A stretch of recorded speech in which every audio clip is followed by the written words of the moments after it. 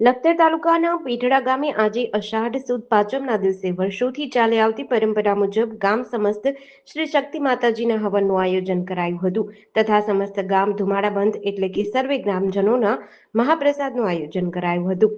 ગ્રામજનો માટે મહાપ્રસાદ ગામના વતની હરિસિંહ લાલુભા રાણા તરફથી રાખવામાં આવ્યું હતું. શ્રી શક્તિ માતાજી શ્રી નવદુર્ગા માતાજીના સાનિધ્યમાં યોજાયેલ હવનમાં યજમાન પદે રાણા દિલીપસિંહ લાલુભા રાણા ઉપસ્થિત રહી હવનનો લાભ લીધો હતો. યોજાયેલ હવનના આચાર્ય પદે ભાવિનભાઈ મહેતા અને રમેશચંદ્ર મહેતા ઉપસ્થિત રહી યજ્ઞમાં આહુતિઓ અપાવી હવન સંપન્ન કરાવવામાં આવ્યો હતો. ખાસ કરીને લખતરના પીઠડા ગામે અવારનવાર ધાર્મિક કાર્યક્રમોનું આયોજન થતું રહે છે, જે સમગ્ર તાલુકામાં ગામની એકતાનું એક ઉત્તમ ઉદાહરણ સાબિત થયું છે.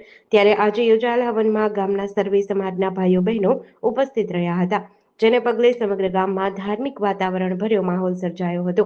આજના ધાર્મિક પ્રસંગને સફળ બનાવવા માટે ગામના જાગૃત સરપંચ ચંદ્રસિંહ રાણા સહિત ગ્રામજનોએ સારી જહેમત ઉઠાવી હતી. જીડીસી ન્યૂઝ સાથે જયેન્દ્રસિંહ ઝાલા, લખતર.